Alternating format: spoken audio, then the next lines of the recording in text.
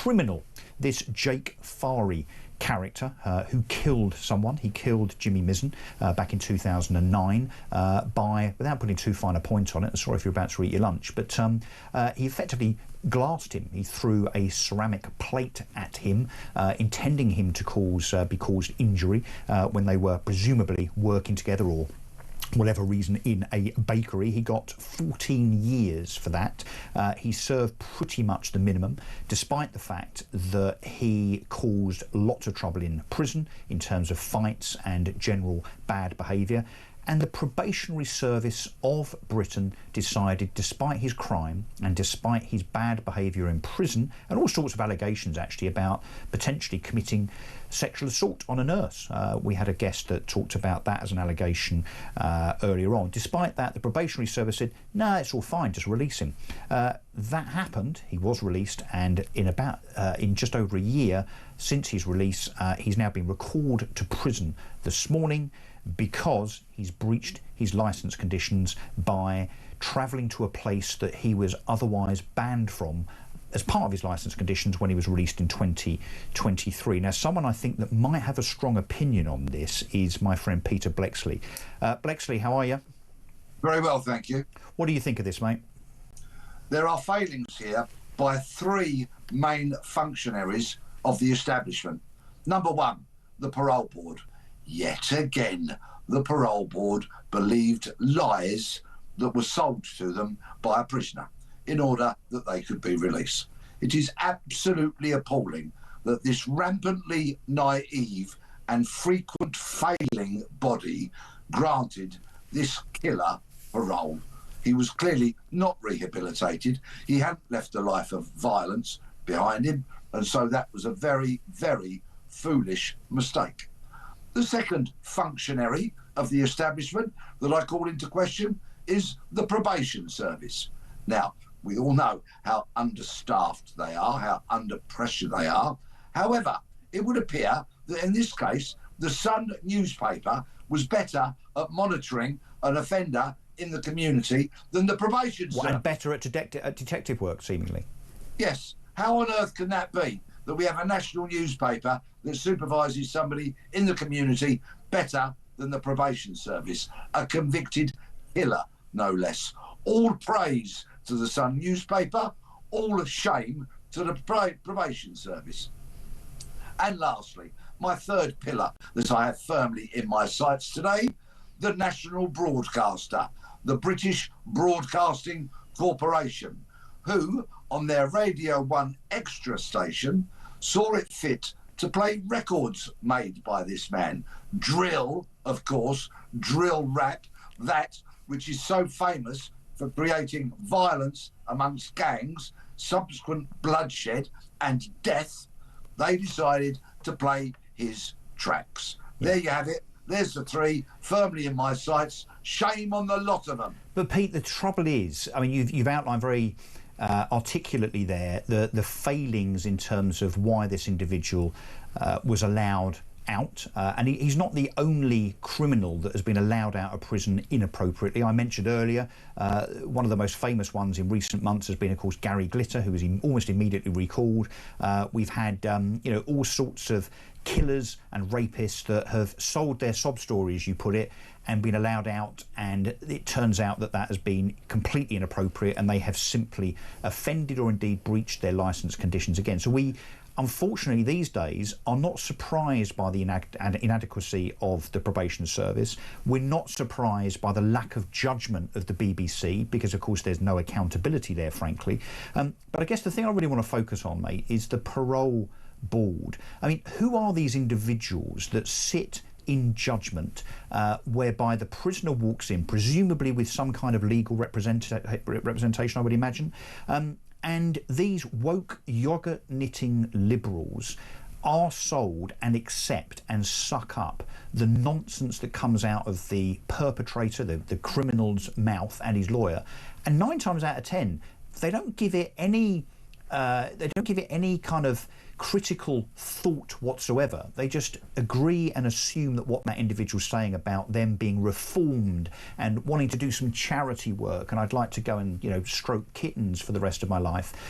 Why is it that the parole board are so dysfunctional, so woke, so overtly liberal, that they are allowed to get away with releasing a procession of dangerous criminals onto our streets? I would urge any viewer or listener who may be questioning what you and I are saying or shaking their heads in disbelief, I would urge them to go onto the internet and simply search the parole board. And when you go onto that website, you can see who these people are, their backgrounds. And who are they? Are they professionals, or are they lay people like magistrates that are pulled in from, you know, the streets of Britain and kind of given a quick once-over vetting? I mean, maybe hoping that they are kind of, you know, cotton wool covered libertarians. I mean, where do these people come from? Who are they? Do you know what the profile of a parole board member is? Yes, you can read their profiles, and there are members of the public, I say that in inverted commas, that serve almost as volunteers on this body. But overall, if I were to sum up each and almost every one of them that are on that parole board, they are, in my opinion, left-leaning, liberal, lentil-munching, Guardian reading people who are rampantly naive and have the wool pulled over their eyes on a regular basis. But presumably recruited by equally yoghurt knitting individuals that are responsible for recruiting them. Yes, they are essentially establishment kind of people. The same people that have infiltrated the police, the civil service, our education system, and so on. Pete, just wait there one second. I know Candice, our good friend Candice Holdsworth, who obviously we frequent the likes of Plank of the Week with together, she wants to ask a question or make a point, I think. Hi, Peter. Yeah, I wanted to ask you, you know, just on this parole board, you know, sometimes when people talk about its failings, they speak specifically in terms of resources, you know, they're under strain, they need more money. But do you think it's actually more of a cultural problem based on what you were saying? You know, the failure to set a very strict, you know, more traditional culture. If the parole board had a few more hard-nosed, seasoned, well-weathered detectives sitting on it, perhaps not so many people would be successful in their applications for parole. So, Pete, how do you, me and Candice get on the parole board? Yes, well, I think there is a process through which you can apply, but I'm sure they'd get about as far as the L in Bleksley before shredding my application. I think, you know, I welcome anybody to, as I say, search them up on the internet, go and have a look, see if you can apply. But they are essentially establishment figures. And of course, as such, with the sirs and the people with their awards and other titles that toe the line because they are every inch a part of the establishment, when perhaps directives are handed down saying we've got a prison crisis, overcrowding, no spaces, feel free to let any of them go, I wonder if that pressure is brought to bear, and I wonder if it has any influence over their decision making. Yeah. It shouldn't do, because the parole board is there to protect the public. Yeah. But I'll throw another sadly infamous name into the mix, Colin Pitchfork. Of late, yeah, we know time and time again they simply get it wrong. And how much of this do you think is pressure because of the lack of prison places? I'd like to think it didn't feature at all. It shouldn't figure. But of course, I'm not that daft. I'm sure it is. I'm sure the memos have been handed down, just like they've been handed down to the judges and the magistrates. These directives saying, find any other sanction rather than sending people to prison, which is what is happening these days. Yeah, and but Pete, you also... You mentioned your 3 pillars of shame. I think there's a 4th one, and that is why this individual, Jake Fahri, only got 14 years for murder in the first place. Well, once again, that's you need to direct your disappointment, I'm being polite, towards the Sentencing Council, yet another pillar of the establishment, who hands down the guidelines to judges through which they must abide, because if they impose too stern a sentence, and the hard done by criminal appeals has a successful appeal, then that of course is a black mark against the judge for handing down a stiffer sentence than they should have done. So you don't think this is overtly liberal judges, which of course are normally in our crosshairs here? You think it's a question of sentencing guidelines, which of course are set out by the Sentencing Council. Now, let me think who was on the Sentencing Council for a number of years. Oh yes, Keir Starmer, the chap that now happens to be our Prime Minister, shock horror. These are establishment bodies.